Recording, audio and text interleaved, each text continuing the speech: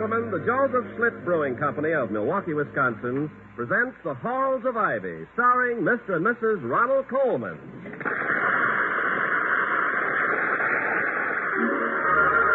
I was curious. I tasted it. Now I know why Schlitz is the beer that made Milwaukee famous. If you like good beer, you'll find it pays to be curious and learn about Schlitz for yourself. And now, The Halls of Ivy.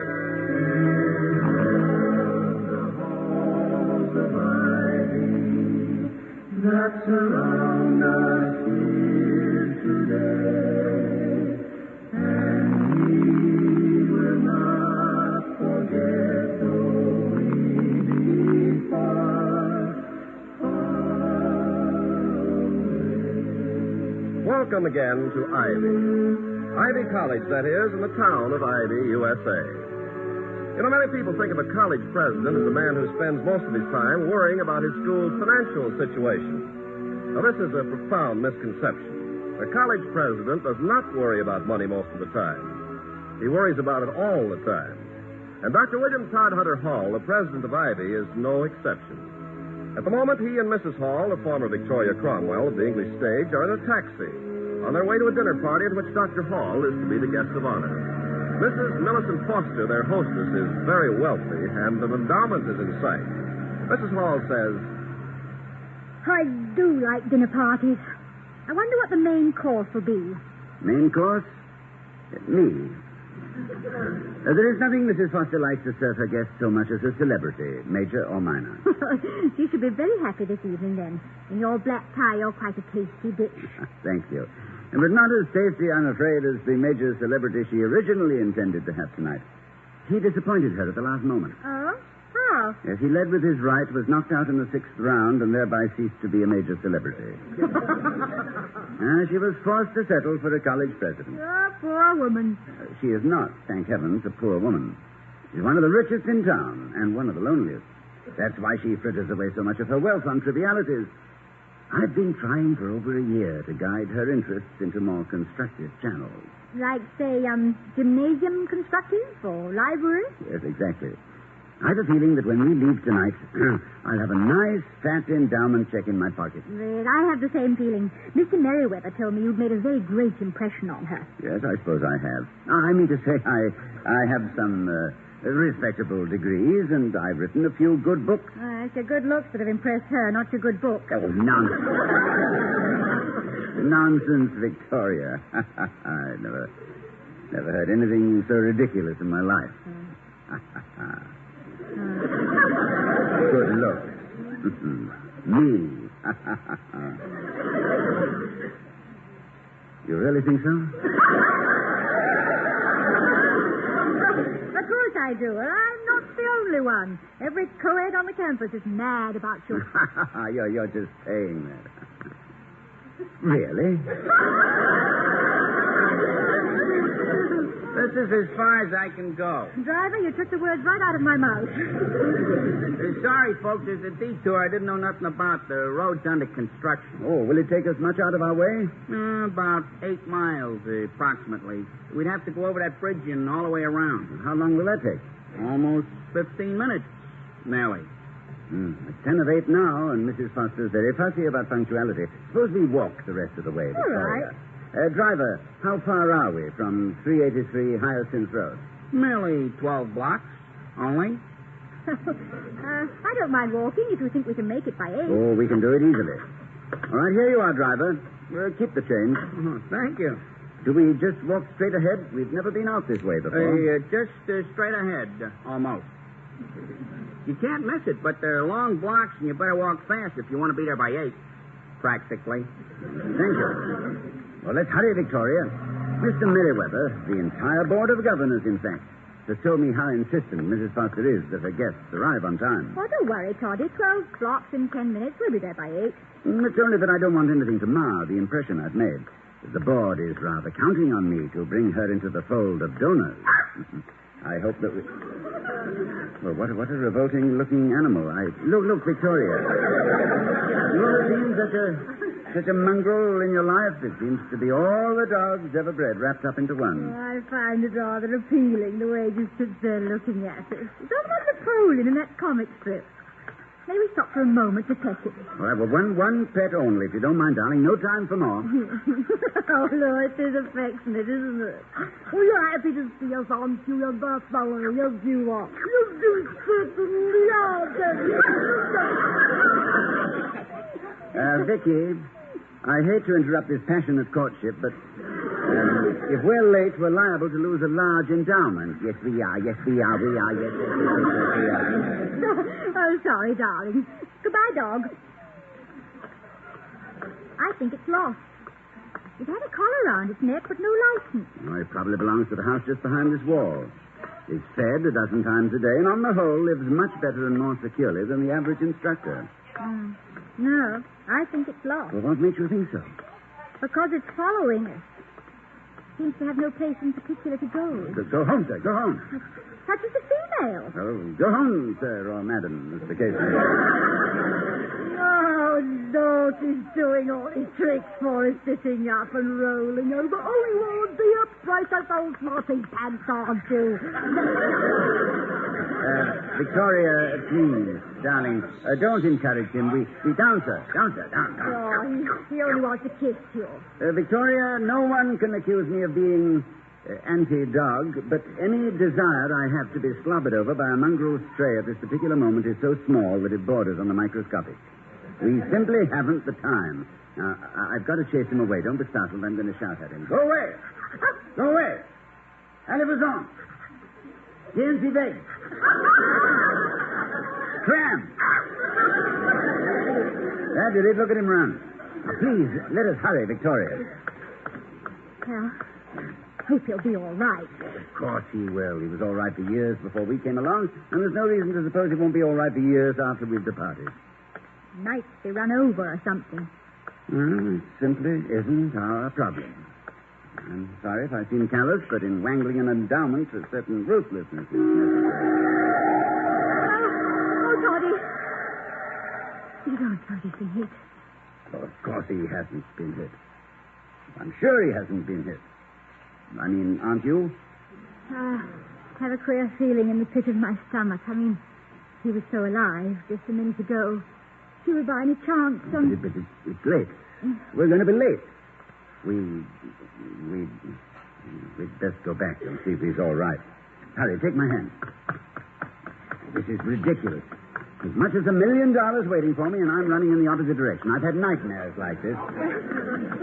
It may not be as much as $1 million. Well, even if it's only $500,000, it's ridiculous.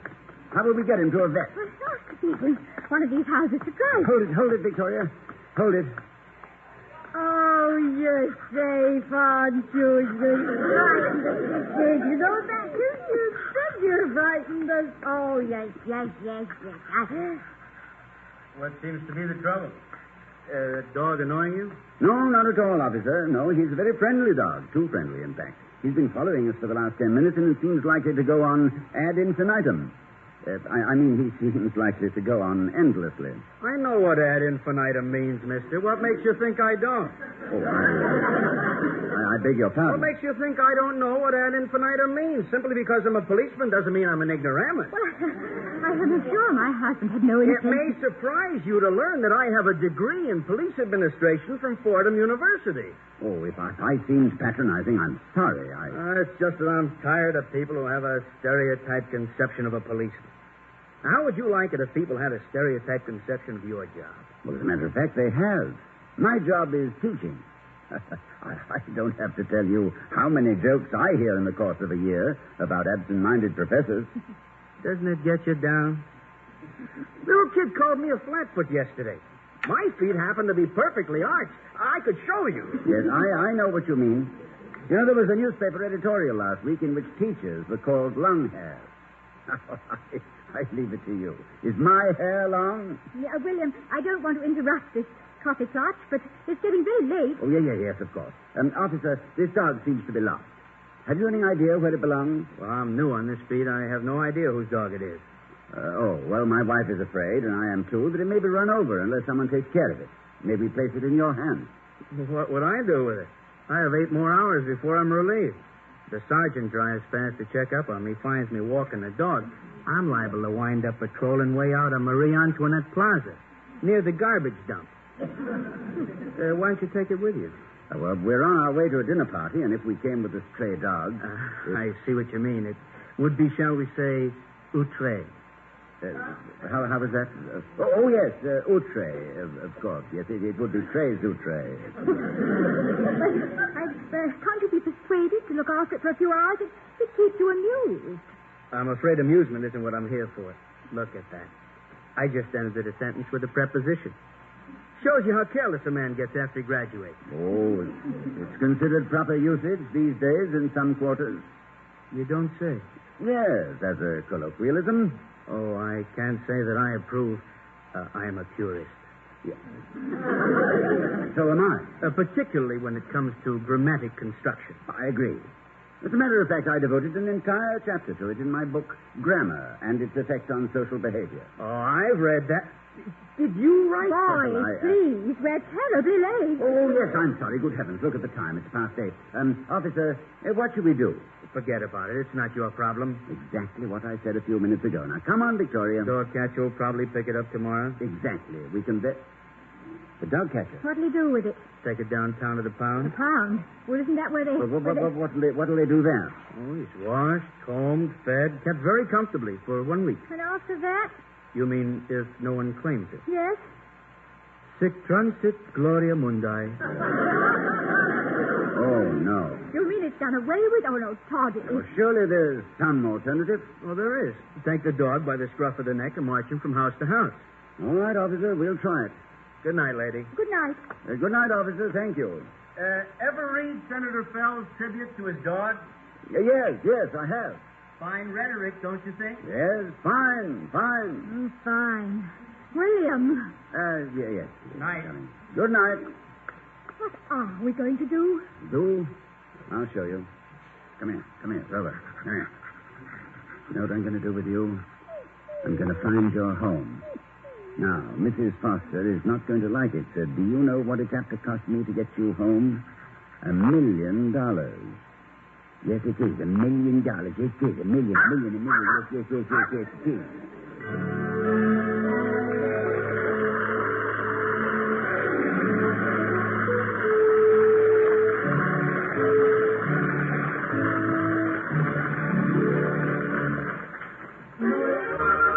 I was curious. I tasted it. Now I know why Schlitz is the beer that made Milwaukee famous. Before we return to the halls of Ivy, let's hear the story of how one man developed a taste for family parties and Schlitz beer. Well, ordinarily, I look forward to family parties like I look forward to 2 weeks of rain on my vacation. Oh, but I make one exception. There's a certain relative of my wife who can win me away from my fireside any day. He's the one who introduced me to Schlitz beer, and I still thank him for it. I remember when this relative first invited us over for a family get-together. My wife wanted to go, and I didn't, so we compromised and went. On the way over, I visualized a dismal evening playing some game like charades, which I happen to particularly detest. But things began to look up the moment our host greeted us at the door and said, I hope you won't mind if we don't waste the evening playing silly parlor games. And when I discovered that we were both fly fishermen, well, I began to think of my host as more of a friend than a relative. It was just about then that he brought in the Schlitz beer. Well, the evening was full of pleasant surprises. I'd heard many good things about Schlitz and had always planned to try it. So try it I did. And never have I tasted a beer as satisfying. As I drank, I found myself hoping that this particular in-law would throw another family party very soon. And I found myself saying, as surely others have said in tasting this fine beer, no wonder they call Schlitz a beer that made Milwaukee famous.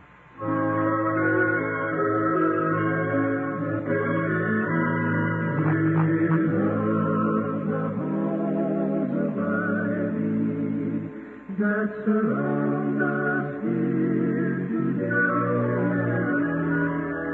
As we return to the halls of Ivy, we find a rather irritated Dr. Hall Walking with Victoria and a huge, friendly, very lost dog in the general direction of the home of Mrs. Millicent Foster, at whose dinner party he's supposed to be guest of honor.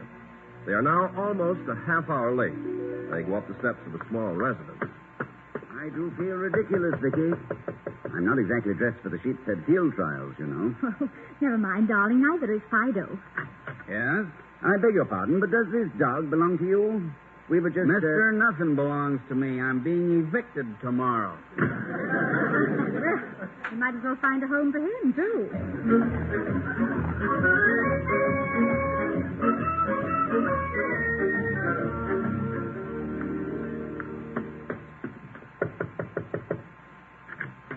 Oh, how do you do? Good evening. We were Yes, wondering... I know.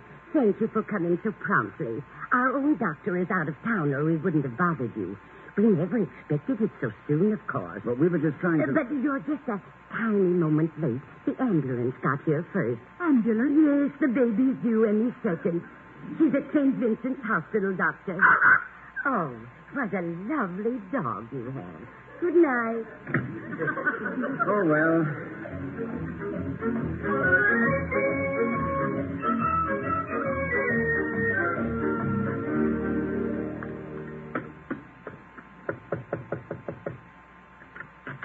Good evening. How do you do? Have you lost a dog? No, but I'd like to. You don't quite understand. We found the dog. Are you from a quiz program?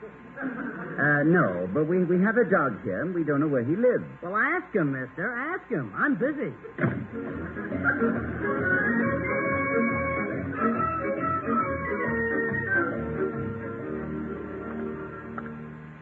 A penny for them, Toddy. I'm thinking that Fido here is no ordinary dog. In fact, I suspect he's been planted here. By some rival in competition for Mrs. Foster's dough. Endowment. Harvard, perhaps, or Yale. We've covered the entire area and couldn't even give him away. Some people are very callous to other people's plight. Am I to go through life dogged by this dog?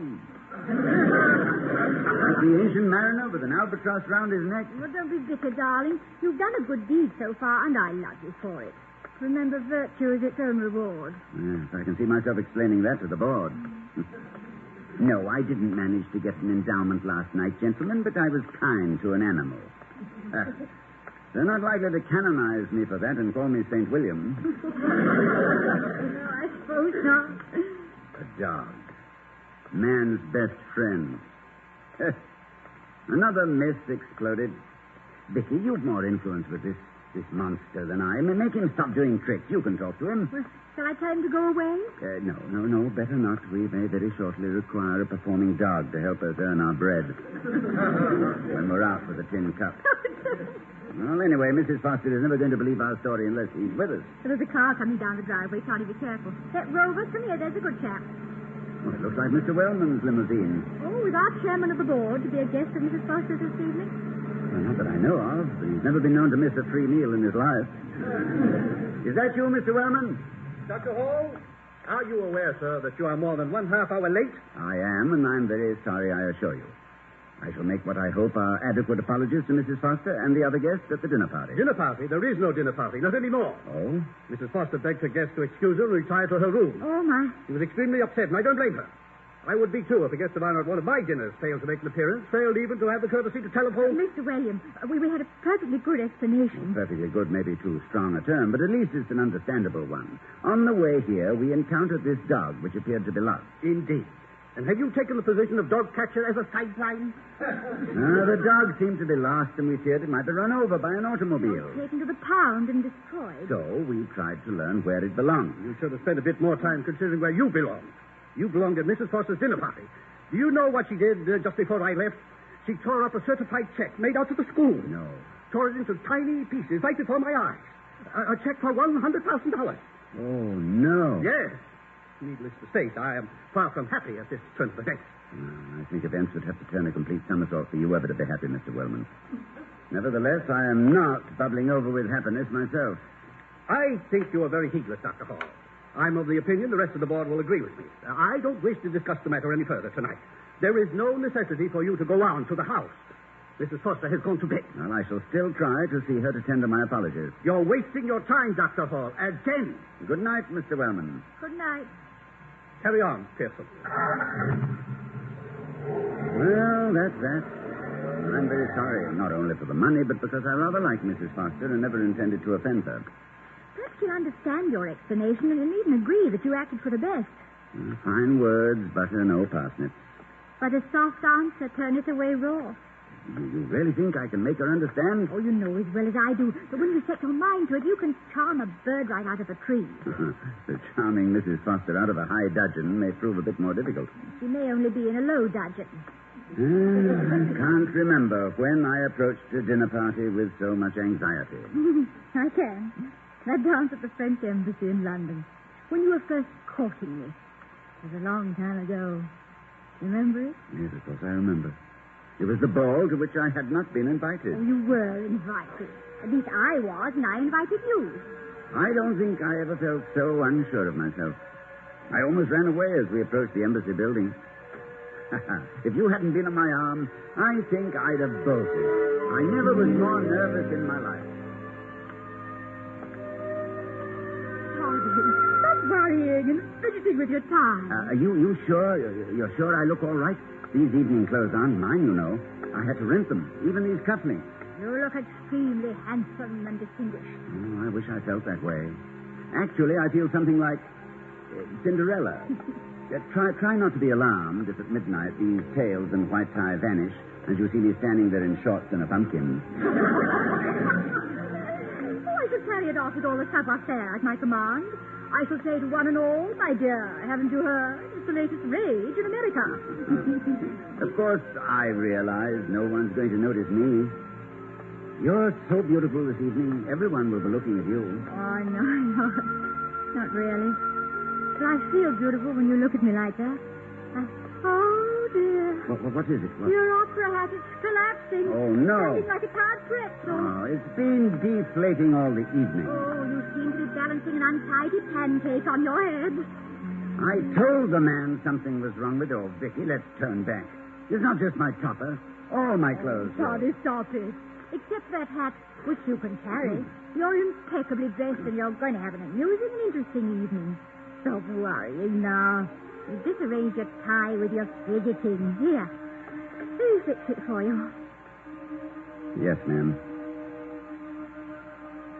The oddest thing about your eyes, Vicky, they change color. Sometimes they're as blue as a lake in the Adirondacks, than which nothing is bluer. But at this moment, your eyes are almost violet. I keep a large variety on hand. A little woman comes in and makes them for me at 2 shillings an hour. Try not to touch that tie again. I wish we had known each other longer. 2 years instead of 2 weeks. 2 weeks and 2 days. If we had, you'd know by this time that I'm not always like this. That I enter most situations with a certain aplomb. It's just that an embassy ball is rather a rich and sudden change of diet for a college professor on a sabbatical.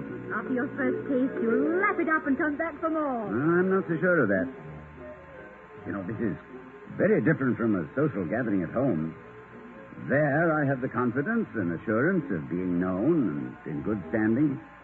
But here, among these old titles, these medals, decorations, these shining rewards of a great empire for distinguished services, it's frightening. No, it's not frightening, William. It's very, very gay. Yours as much of a knight in armor as any of them. And as for titles, my dear, don't forget that to me, you're William the Conqueror. What? What was that you said? No, don't knock yet. We can't afford another moment's delay. We're late. Let the ambassador wait. I want you to say that again. Ambassador? What are you talking about? We are late for Mrs. Foster's party. Mrs. Who? Mrs. Foster, Mrs. What? Oh, Mrs. Foster. Good. Toddy, where were you? At an ambassador's ball in London, my dear, with a pretzel on my head. Oh, no. This is no time for daydreaming. Oh, good heavens, no. We've got to apologize to Mrs. Foster. You stay here with me, then. Good evening. Good evening. Is Mrs. Foster at home? Dr. and Mrs. Hall calling. No, wait, please. Don't shut the door. We wish to see her to apologize for... Someone for me? Yes, madam. Oh, Dr. Hall and Mrs. Hall.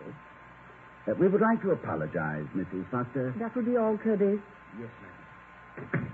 Mrs. Foster, we are so sorry you've been upset. Upset? Believe me, such a thing was furthest from our thoughts. You seem to have a positive genius for milk and water words.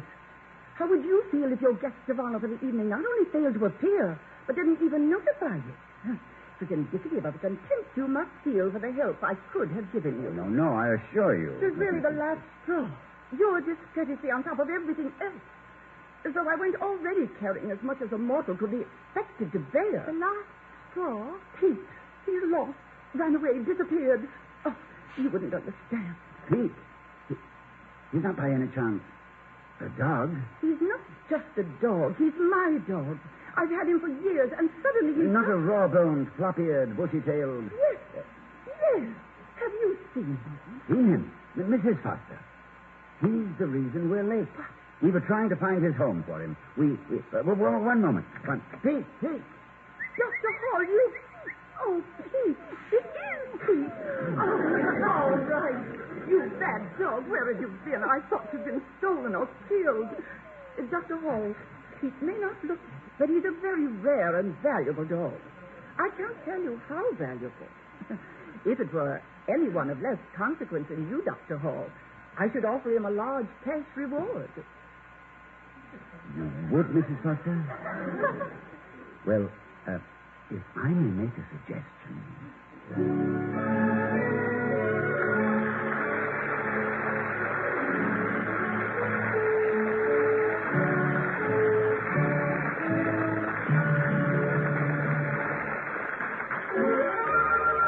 I was curious. I tasted it. Now I know why Schlitz is the beer that made Milwaukee famous. Now, here again are Mr. and Mrs. Ronald Coleman. Wasn't that wonderful, Toddy? For rescuing her dog, Mrs. Foster gave you an extra $50,000 for the college. The reward of virtue. No virtue of mine. You might just as well give credit to the Town Planning Commission. If the road hadn't been under repair, we wouldn't have had to walk and wouldn't have seen the dog. Why not thank the taxi driver? He told us to take the shortcut where we found the dog. Or the policeman. If he'd taken the dog as we wanted him to, Mrs. Foster would never Or the horrible man who drove the car that frightened the dog. Or the beautiful wife of the horrible man who drove the car that frightened the dog. No, Toddy. Dinner's on the table. Oh, I'm sorry, my dear. Good night, everyone. Good night.